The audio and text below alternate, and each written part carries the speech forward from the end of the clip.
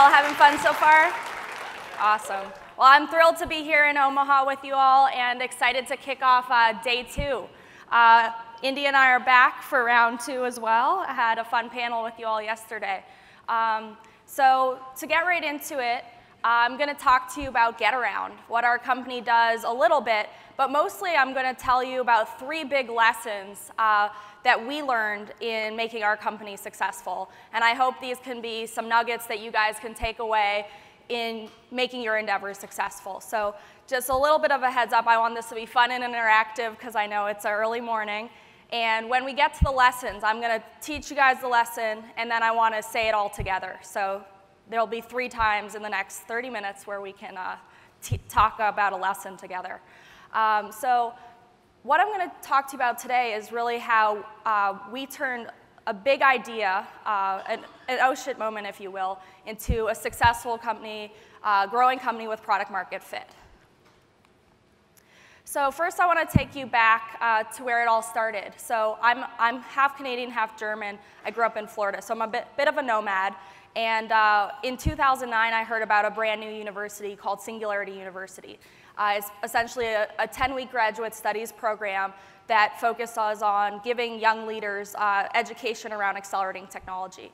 And I applied to this program. It sounded really special, and I didn't expect to get accepted, but I was lucky enough to get a scholarship, and so I packed my bags from Canada and flew out. And I knew big things were to come. And pretty much on day 1, we actually got a big challenge from Larry Page, one of the founders of Google, to come up with an idea that could positively impact 1 billion people in 10 years.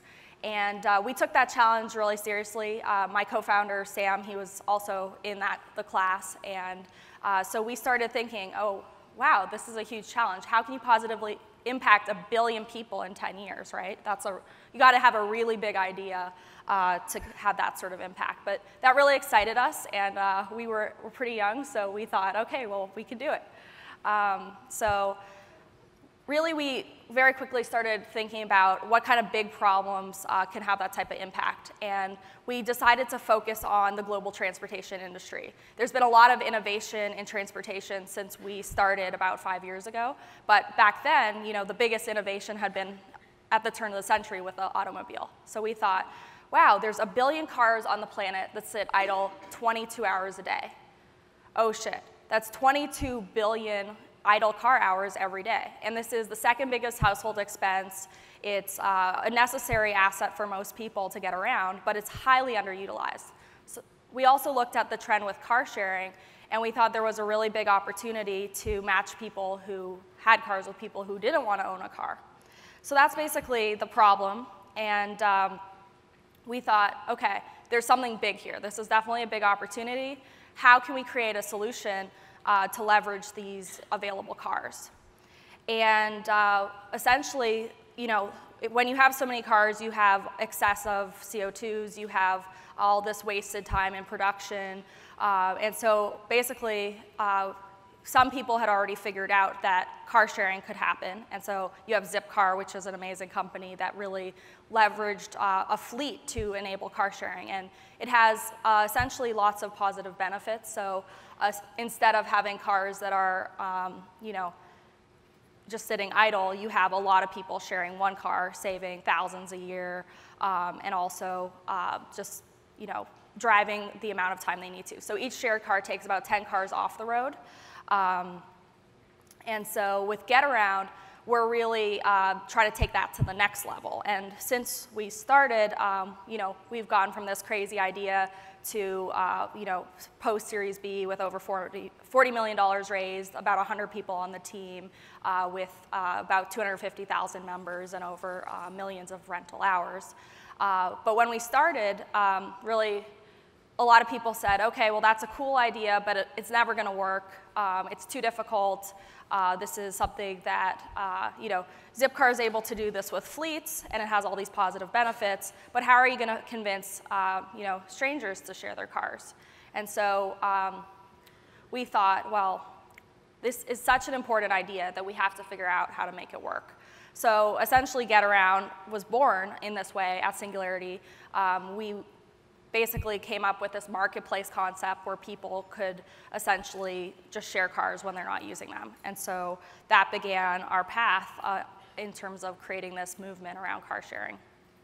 So one of our first experiences we realized was that we had this immediate feedback.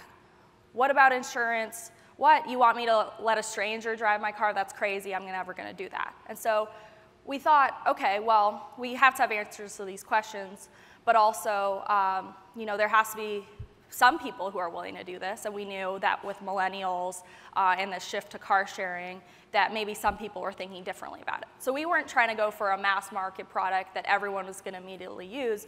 Instead, we were creating something that's so disruptive, that's maybe a little bit ahead of its time, but we thought that was a great opportunity to become a market leader and to create something that never existed before. So what we wanted to do is, because we had these naysayers, we thought, okay, let's do a proof of concept. Something, anything to show that people will do this. And that's basically the first lesson. So start small, launch big. What I mean here is the way we learned this lesson is we essentially got 100 people and 10 cars that wanted to share cars. And so we took two different student bodies. One was Singularity, one was International Space University.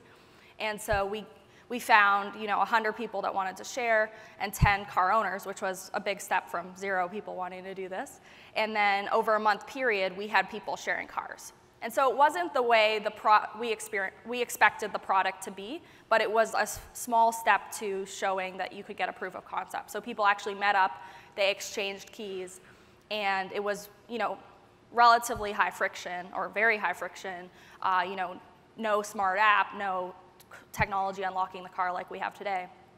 But it worked out really well. So with that, we also prototyped some of the hardware technology and started on our path to essentially make the seamless car sharing experience that Getaround is today. So just so you guys know, now it's all app-based, so iPhone or Android, you can go on there and download it. We're also going to be giving away free driving credit to everyone here, so we'll follow up with that in an email. And so if you're ever in one of our active cities, you could just try us out for free with the $50 credit. So basically now, this was really a good experience with starting small. And then the way we ended up launching was with a big presentation at TechCrunch Disrupt, or it's kind of the top tech conference back in the day, and we ended up winning it. So going from a crazy idea to, you know, a big success where every tech investor wanted to invest in us was a lot of fun. Sorry, I don't know if I can go back here. I wanted to lock that in with you guys. So the first lesson, like I just explained, is start small, launch big. So let's say it all together. Start small, launch big. Awesome, thank you guys. So the next one was an experience where, okay, we thought we had some good early traction. We found some people who wanted to share cars. And now we wanted to take it to the next level and kind of develop a fully baked solution that people could really get behind. And so there were some really huge hurdles we had to overcome to get to market. So what I just explained to you in Mountain View was a very small test, but it wasn't something that, you know, you could convince masses of people to do. So in order to actually launch, we had to answer that insurance question. We had to develop hardware technology to make it safe and secure. And then we also ended up passing legislation. So in 2010, we passed a law in California called AB 1871. And I want to give you the background on why we ended up having to pass a law to even start a business. Isn't that kind of crazy? Well, I'm gonna tell you why we ended up doing that. So in order to launch Getaround, we needed to find an insurance partner. And I'm actually really excited that I'm in Omaha today, because the insurance partner we ended up finding is no other than Berkshire Hathaway. So that came after about a year of cold calling, door knocking, sending packages, sending emails, and really doing everything we could possibly think of to get insurance coverage. So the background on insurance is that if you're going to share cars with strangers, you really want there to be as little risk as possible, because it's kind of a crazy idea already. And so we really wanted someone who could see the vision and potential in the business that would insure the company. So essentially, we couldn't find that partner. And we did everything we could possibly think of. And we got some early feedback of people saying, call us in a year or two when you have traction. So we knew there were potential partners out there, but we needed someone to really take the leap with us and dip the toe. And so we ended up really just trying to figure out everything we possibly could. My background's in politics, and I worked for the Prime Minister of Canada for a number of years. And so just in terms of pulling out all the stops, trying everything we possibly could, we thought, okay, well, why don't we take a legislative route? We found some local kind of leaders in California, and then also some existing car sharing and car rental operators who liked the idea enough to support it or not oppose it. And by getting this law passed, it took quite a while, but it was a huge legitimizer. So once we had a law, you know, this was something real. This was something that insurance companies couldn't ignore anymore. So for me, here's a big lesson where I'm sure you've all been in a similar situation in your career where you felt like you tried a lot of different things and you didn't know what else you could try. And for me personally, this was not only a big win for Getaround, but a lesson for me where it's something that we've all been told, you know, 100 times, think outside the box. And in this case, it really, really worked. So we thought outside the box, we got the law passed, and that removed the gray area that allowed Berkshire to partner with us and to get us to market. So the one last hurdle we ended up overcoming was actually developing hardware technology. So for any of you guys that are in, you know, either doing a mobile app or a website or hardware, typically the advice is do one. Don't do everything. You know, if you want to be mobile first, you could just focus on an app. If you have the industry and you feel like you're going after a hardware product, then do that. With Getaround, it's such a special company that we did all three. So with the hardware, we felt that that was a really key enabler of what we were trying to do. And we wanted this to be something that was enabled by mobile and essentially taking a future trend, which is coming, self-driving cars and smart cars, and bringing them into the future of today. So essentially, with the hardware technology we developed, you could turn any dumb car into a smart car, make it accessible, and share it. But in order to develop hardware technology, you know, it takes years. You need all kinds of smart engineers.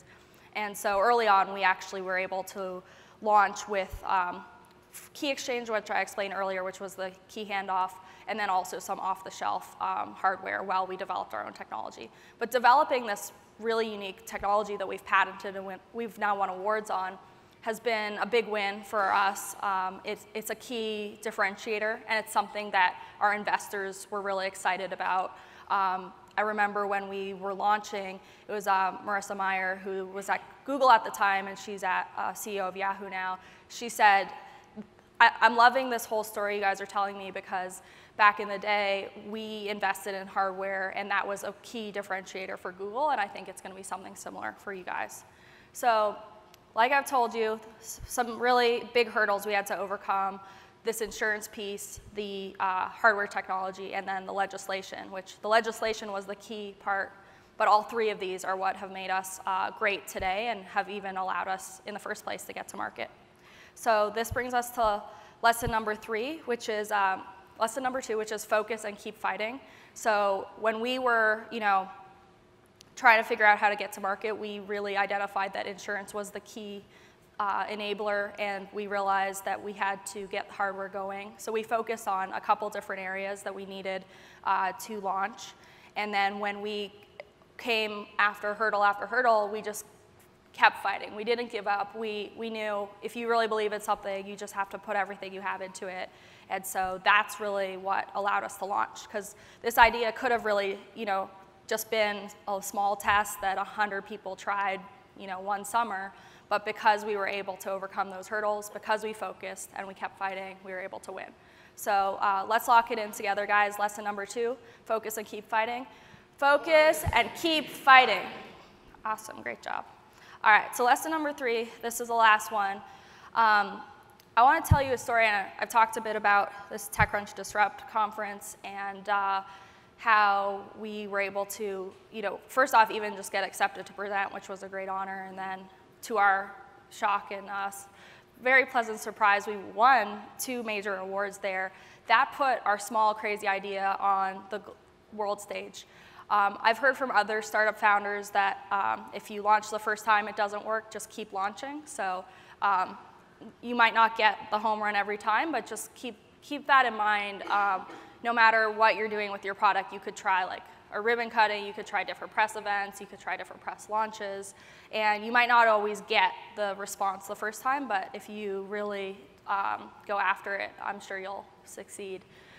So the story I actually wanted to tell you relating to this is that we launched, we won this competition, we got Series A funding, and so we went to market with a product that worked. Originally, we felt that we had to give owners a lot of flexibility around how they would share their cars in order to get them on board. So for anyone looking at a marketplace business, one of the hardest things with a marketplace is that you need to get the supply, and then you have to have a match for supply and demand. And that's why marketplace businesses can be really tricky. So we focused a lot on supply, which for us is cars. And originally, we let owners decide how much they wanted to charge, when they wanted to share their car, and who they wanted to share with. So right away, after launching, we got about 5,000 car owners signed up, which was amazing. They were all over the world, and most were in the US, which is where we were looking to get users. And then we had tens of thousands of users sign up that same day wanting to share cars. So we thought, cool, we have some traction. At least we have sign-ups, so that's a good start. But very quickly, we started to figure out that this wasn't the right product experience. And one of the indicators we had relating to that was the amount of, so one very important thing is to really figure out what are your key metrics for your business, and what growth rate do you expect to get. So I don't want to stand up here and say get product market fit is the lesson, but definitely study product market fit, because that's the most crucial thing to make your startup or company successful. Until you have it, just focus and keep fighting to get it, but also just realize that you're not going to get exponential growth without having it. So there's a lot of good reads on product market fit, and you should really try to get a 7% weekly growth rate with your service or company. Essentially, that could be in dollars, that could be in transactions, but it starts small, so it's easy to get it early on, but later it's harder to keep that sustained. But that's a big indicator of having product market fit. So with us, we started expanding out to various cities. The nearest one would have been Chicago for us here.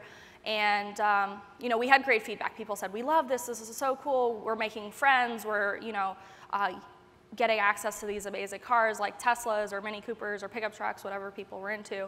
And so we thought, oh, this is great. But then we weren't seeing that growth rate that we thought we needed to see. And so we really felt that we had to try more things to keep getting to the right product market fit. We thought it had too much friction, wasn't a seamless enough experience. So basically, we ended up launching a kind of another service called Getaway, which was people giving us their cars. We would manage their cars for them, and then those cars were essentially instantly available for renting. So as before, you had to request the car and wait for a response. We took that all out. So if you needed a car, you could just get it. And it turned out that that was the magic. This is what has made us successful and has meant we've been able to grow by taking out those barriers and realizing that that's what the paying customer, the renters need.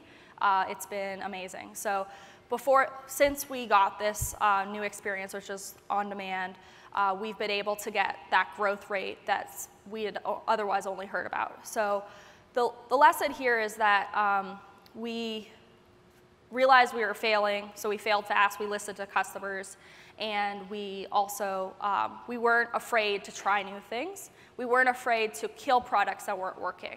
And so one of the tactics we used in doing this is we had a very open dialogue with our customers, and we just explained to them why we were doing things. And even though some were disappointed, there was no major outcry, there was no negative press around it.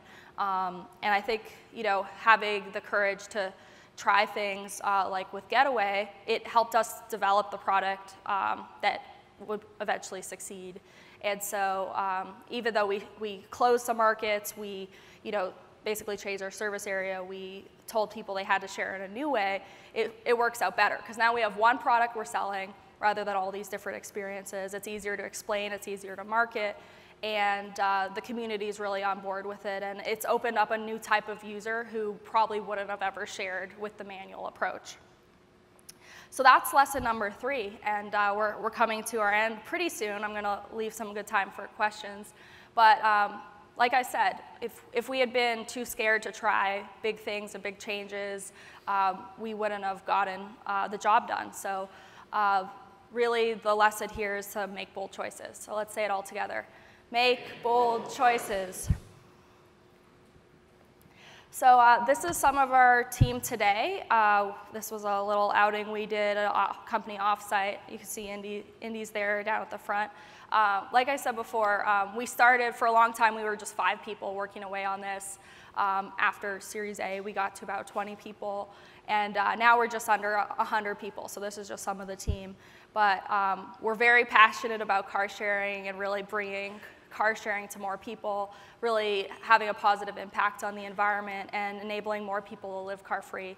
Our owners make about $10,000 per car per year, so it's meaningful income that is making people's lives better. And one interesting phenomenon we've seen since launching the on-demand experience is we have people with small fleets of cars. So it's not only enabling you to do something with your one car in an easy way, it's also enabling micro-entrepreneurship and just small businesses. So that's been really cool to see. We've done millions of rental hours at this point. We have over 250,000 users, and we're doing over 100,000 rental hours a month. Expanding to new cities. We're also hiring. If you guys have any interest, check out our jobs page. And we're growing. So right now we're in San Francisco, Portland, Washington, D.C., and we're about to relaunch Chicago with the on-demand experience. And we'll be rolling out to more cities in the near future.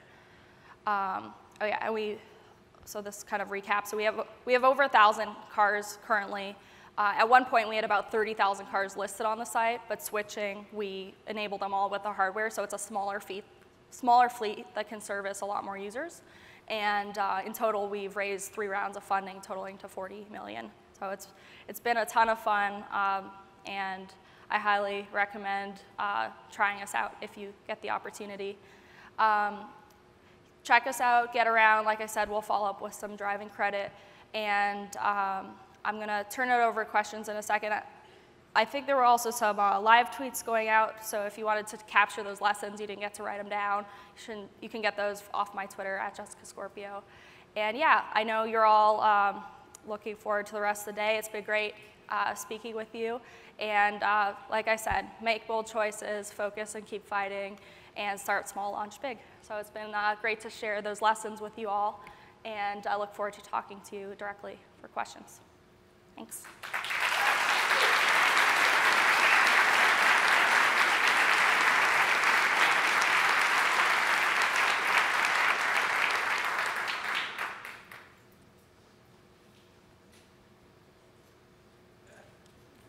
Couldn't have been that comprehensive. What's your launch schedule look like? Like, when are you going to make it to Omaha? Great question. So we're very focused on dense urban markets at the moment, so no timeline for Omaha. So the closest option will be Chicago this summer. However, our big vision is to be global and to basically enable the technology to go wherever it needs to go. So right now we're pretty hands-on in developing community and developing high density. So we try to get to 1,000 to 2,000 cars per city in the big cities, and there's a lot of effort that goes into making that happen. But later on down the road, we have a plan to essentially drop ship our technology to anywhere people want to share. It essentially provides some of the features of like OnStar or other products, LoJack. So there's demand for it in general, but what we've seen is that you need to have supply and demand very closely co-located. So that's why we have a focus on major cities at the moment. We do have lots of people who travel to cities we're in, since they're kind of major travel cities. So that's why I mentioned try us out when you're in one of our cities. Thanks for coming. My name's Andrew. Quick question for you. You mentioned self-driving cars. how do you progress in your current space while you're waiting for that technology to get here, for the laws to get here, while also keeping in mind that we're going to have to pivot, move in that direction as your company grows or technology grows? Thanks, Andrew. That's a really great question. Like I said, self-driving cars inspired the idea for Getaround, and what we were trying to do was to come up with an idea that we could start today, but that would be a wave of the innovations happening around cars themselves. So we hope to be a platform for self-driving cars in the future. And I think one of the lessons of Make Bold Choices was just to keep iterating. So as new opportunities come out, we're kind of the first to adopt them and use them. For example, more and more cars are becoming connected, or car manufacturers have plans to have cars be shareable. So we'll work with car companies to make them Getaround ready, or at least have it as an add-on option when you're buying your car. So yeah, I think we're not waiting for that, but we know it's going to be a huge opportunity when it happens. Hi, another Andrew here. Oh. Can you tell us a little bit about how you attracted technologists, especially early, once you sort of identified you had some product market fit? And I don't know if your business partner and your co-founder was a technology-centric guy, but just a little bit about that, especially early as you needed to develop some of these core technologies. Yeah, that's a great question.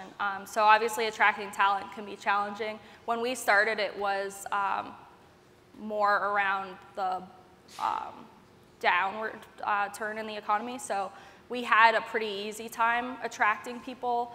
I think we do have such a big idea that people wanted to get around it, but the first step was to find more technologists, like you mentioned. So we actually attracted our third co-founder at iPhone Dev Camp, and we basically set up a system to interview engineers, and then we told them we were recruiting a co-founder. So that was more uncommon back then, but that worked really well.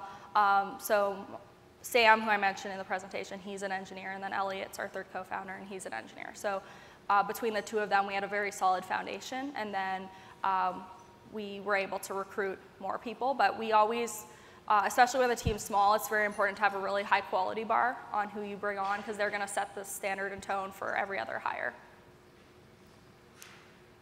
I think I have time for one or two more. If there's other questions, please come on up. Oh, is there someone there? Yeah. Some people feel like the phrase share economy is a bastardization of the word share, as it now represents an exchange of money. How do you feel about that? I'm just so excited that it's really taken off so quickly. Obviously, there's lots of bartering and trade services prior to the sharing economy. I think the reason it's a good thing is that it's set by the market, so people could set it as low or as high as they want, and it really makes more people interested in doing it. So I think in general, the share economy is probably 30 to 40% cheaper than more corporate options. So it's more affordable to people, and it's also putting money in the pockets of real people. So it's overall a win-win. I'm obviously very in favor of the sharing economy, and we're seeing it becoming more and more established. But in the future, we hope to have free options on Getaround as well. If you're just sharing your car with a friend, maybe the key aspect can be just a fun aspect or a convenience aspect. And then, I think it's good that share economy companies have, are giving if there's ever a disaster, or also try to make it possible to have charitable donations within the product. So it's capitalistic, but it's still for good. So I think it's a good thing. I'm Jeff, and I have a question for you. So you mentioned earlier the relationship that you needed to have with policymakers to get a law changed. You've made a lot of investments. The private sector has made investments for you to get up and running. What sort of investments would you like to see the departments of transportation making to help make it easier for you to succeed? That's a great question. Thank you so much for that. So a lot of private capital has gone into this, venture capitalists and angel investors. We bootstrapped originally, but getting seed money was what let us kind of get to market. We were actually able to partner with the Department of Transportation twice, so they have funded research studies around the positive impact of sharing your private car. That said, I think the point you're making is that a lot of funding goes to tolling and, really not super innovative solutions to decreasing driving. So in general, I think just more funding needs to go to ride sharing and car sharing. And ideally, it would speed up the timeline for getting those grants, since it can take years to fund, and then they're just lower scale solutions. Thanks. Hey, I'm Willis. You seem to have a really strong appreciation and understanding of what to do with product. As not a lot of people are, traditionally talked about the importance of making good product decisions. Where did you, how did you come to understand what you should do with your product so well? Thanks. That's a good question. Product's actually not my background, but I think it is a strength on the team. We just did it through trial and error, and it's still not perfect, but we just keep iterating on it. So I think surveying can be really important. Also just looking at the traction, being very data-driven is extremely important, really seeing where people are clicking, what they're using, what they're not using, and simplifying the product down. So I think our biggest improvement was really simplifying the product to one experience, which for the engineers in the audience, it was pretty funny to me when we simplified the product. It was like a lot of engineering work to clean up the product and engineering backend. So yeah, I'm happy to talk more about it because I think we're out of time, but definitely work on getting product market fit. That's all I want to say. Make sure you're getting the growth rate week over week, month over month, and then you're going to be successful. Thank you guys so much. You've been really awesome.